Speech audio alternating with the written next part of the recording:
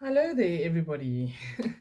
Okay, so it feels like it's been forever since I did a reading for the week ahead, but here we are. Happy Monday to everyone. Hope you had a good weekend. Hope you're not too exhausted. They can be great but tiring, and then you feel like by the time Monday comes along, you need another weekend. But yes, here we are. The energy's been a little bit rough, I think, for quite a few of us, and I think that also the fact that Mercury is in retrograde is something to take into account, because it does mess with communication, information, electronics, all of those nice things. I had my bank card swallowed up, and yeah, it's one of those obstacles in life we just have to deal with. All right, so here we are. Let's see what it holds for the week ahead. I'm using the Gods and Titans Oracle deck, which is the brother deck to the Goddesses and Sirens by Stacey DeMarco. Really beautiful. And so we're going to be having this masculine energy coming through, giving us guidance. I tried to balance it out by doing the feminine energies, the Goddesses and Sirens from time to time. There's also, yeah, so many of them that have got those kind of energies like mermaids and stuff. But yeah, let's see what the messages are today from this deck of cards. So can I please see what we need to know for the week ahead?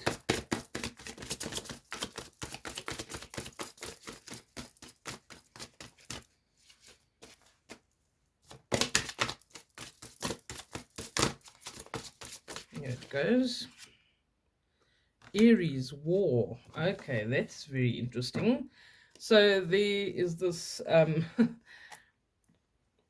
this Aries energy around. Okay, this can be, like it says, war, a combative kind of energy. Maybe you're having some issues with people on a personal level. It might be something to do with work, but it feels like there's tumultuous energy. And I often say that tumultuous energy can be interpreted as being very destructive, but it can also be constructive or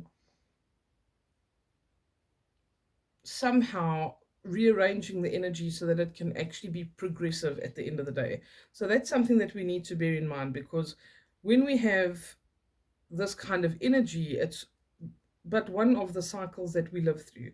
Okay, we have to have times of peace and times of war, times of plenty and times of lack. Okay, we have summer, winter, autumn, spring. All of these cycles are things that continue to go through our lives. So this is talking about, if you're not already engaging in some kind of battle, it's either with yourself or with someone else, okay, then it is possibly telling you that there is a battle that's imminent. Something's coming up, okay? So maybe there is some kind of feeling that you already have. You're preempting that something's going to happen. It might be something with a group of friends, something in a family setup, whatever it is. But this is saying that this is a cycle that needs to happen, and it doesn't necessarily mean that we have to literally go to war. Sometimes there are different ways to deal with things, okay? We don't always have to go to battle. We always don't have to be defensive or aggressive. So if that has maybe come up in this particular situation or this relationship before in the past, then it's important to know that maybe we would have a different result if we dealt with it differently, okay? So definitely when we come at a situation with anger without trying to be a bit level-headed, trying to exercise emotional maturity when we do things, this might not be the best way, okay? You need to know that there are rules to engaging with people that are going to work out better for you. There's a saying that I'm translating directly here, but it's easier to lure bees with honey than it is with vinegar. And that's very true. So again, it's saying maybe use your talents of persuasion, and I'm not talking about manipulation. I'm talking about speaking to someone kindly and sweetly, lowering your voice maybe if you've been very aggressive in the past, okay? Because we do have this tendency to want to be aggressive in certain areas like this, where there is some kind of a battle or an argument or a dispute, or we have to stand up for ourselves, whatever dynamics you're dealing with at the moment. But you need to know that that can be destructive, okay? And we're very rarely actually have to call on this kind of energy to fight or to protect ourselves. But yes, sometimes we need to let people feel the wrath when we are defending children, or we're defending people who are innocent, that can't look after themselves. That is something that, is often for many of us a default. But again, we also need to see what kind of example are we setting. So I always give the advice of, when you're engaging with somebody, in whatever way it is, in whatever circumstances, it's very important to think to yourself that you need to walk away from the situation proud of how you handled it. Are you going to walk away and say, gee whiz, you know what, I really freaked out and I'm so embarrassed? Or are you going to walk away saying, I'm glad with the way that I handled that. Even if that person was screaming at me, I didn't raise my voice. I still said what I wanted to say. I still got the message across. I didn't have to scream and shout and dishonor myself in some way. Okay, so yeah, try not to have a battle of wills just to prove a point or to dominate somebody else. That's when the energy is unbalanced. But if we are doing it from an emotionally mature place, and we even maybe started with, let's have a discussion about this. I don't want any screaming and shouting. That's not constructive. Let's talk about it and see if that doesn't get you better results. Okay. What else do we need to know or talk about this week, please?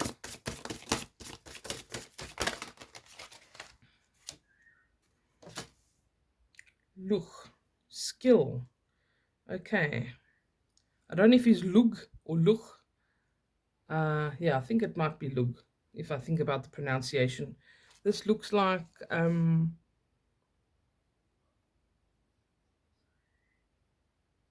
yeah, it feels like there's some kind of tactics that need to be used here. Some, like I said, use your persuasion, your powers of persuasion and tact, all of these things. I feel like that is going to be most important. Sorry, I didn't show you this one up close. That's going to be most important. So you see, he's not losing his mind. He's not going to war. He's got this balanced disposition. There is a defensive kind of energy about him, but I feel like it's almost like, let me just see how to say the things that are coming into our mind. It's almost like solving a puzzle or something to that effect. It's like, if you're trying to shove the pieces together, you're not going to get it right. But if you take some time, you have a strategy, you might be able to complete it faster than someone else. Okay, so I feel like this is the kind of energy, this is the kind of message that he carries with him, is when it's talking about skill, it's like, engage some tactics that are going to be constructive. All right, I've actually never had this card before, so I just want to look up what it says in the book and learn something while we're at it. Okay, it says, this is a time to further develop your education and skills. Enjoy your unique talents. He's a Celtic god.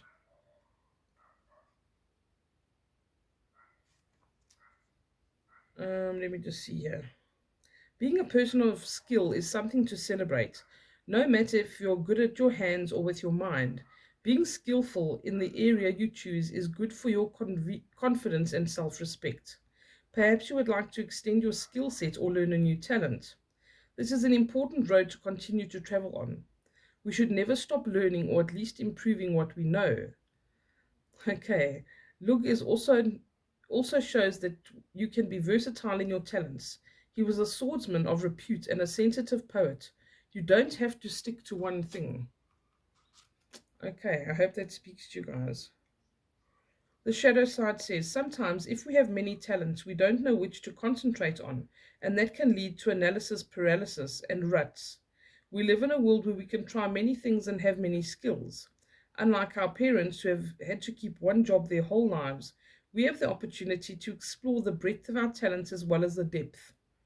At the same time, ever heard of the phrase jack of all trades but master of none? It's important to know how to do different things, but don't neglect something you may be great at if you give it more attention. Again, follow what you most love. Yep, that is the truth. Okay, let's see what else we got. Very interesting. Okay, so I feel like he had two meanings there.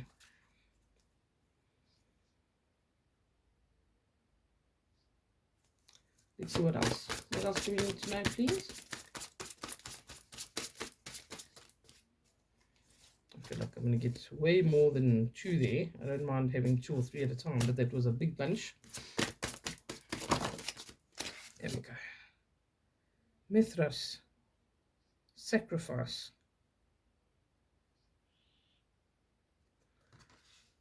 Okay. This feels to me as if this is a situation where there's something that we want or something that we want to work towards, but there's going to have to be a sacrifice that's made along the way. All right. So I don't know how this pertains to you. I feel like there's a lot of people who are dealing with this in like a work environment. I don't know why that's coming through so strongly, but I feel like a work environment could be an element that has a part to play here. And there's going to have to be like, if I want this, then I'm going to have to do that. That's what I feel like this kind of sacrifice is. It's not necessarily, a major sacrifice and you're just losing out completely. I feel like you have to give something in order to receive something else. And it may not be the ideal situation or what you want, but again, it's like you can't do everything all at once. And look who's at the bottom of the deck: Vishnu, who represents balance. I was going to say that Lug actually seemed like he balanced these two cards out. Like he's talking about these two different elements, and he just looks more balanced. He looks centered compared to these two that got this confrontational energy. So I feel like the most important guidance here is to actually keep that balanced disposition this week, no matter what you're doing. Try to keep that mental and emotional balance. Try to have a strategy. Before you engage your mouth, engage your brain. Okay, that's something that my mom always taught me. And it's really wonderful advice. So keep the balance. It's about keeping the balance with everything. And maybe there is something that you want to do, but you can't, like it said, jack of trades, all trades, and master of none. Don't try and be all things to all people, or don't try and do all the things. Choose one. And maybe, yes, you need to let go of one in favor of another, but that might actually work out better for you than you anticipate. And maybe we're holding on to many things out of fear. And if we let the one go, we can actually thrive doing the other or engaging in the other. Okay, I'm looking at Mithras now in the book. It says, examine the balance between healthy sacrifice and being totally selfless. Consider establishing a code of honor or harmony. Should Mithras make himself known to you, he may be validating the sacrifices you're making and supporting you in your work. However, there must be balance. Many of us continually sacrifice our own needs and become completely selfless as a result. This can breed resentment and neediness, which is extremely damaging to our own growth. He's most commonly portrayed sacrificing a great bull, but sacrifice with no meaning can be a reality in any battle. Mithras asks us to consider the code of honor that calls for fairness and justice above all in the battlefield. Whilst most of us are not involved in actual war, many of us engage in different types of battle on a sports field, in a relationship, or even in a debate. So the message is the same. Okay, I think that's very pertinent. They seem to all work so beautifully together, these cards, as they always do. The powers that be know what they're doing. Vishnu says, rectify imbalance in your body, mind, and soul, that you can reduce suffering and pain. The middle path is the best course of action. Okay, actively seek more harmony and peace. What small or large steps can you take to correct the imbalance for the good of all, including yourself? That's a strong message, okay? So you need to be keeping yourself in mind and how this might benefit you, and not from a selfish perspective. Like I said, you don't have to be selfish, you don't have to be aggressive, but there's certain ways to draw those healthy boundaries or have those conversations so that it can be to your advantage as well. Maybe you've been giving too much of yourself. Okay, I wish you all a beautiful week. Lovely to do a reading for you again, and I'll chat to you all soon. Take care. Bye.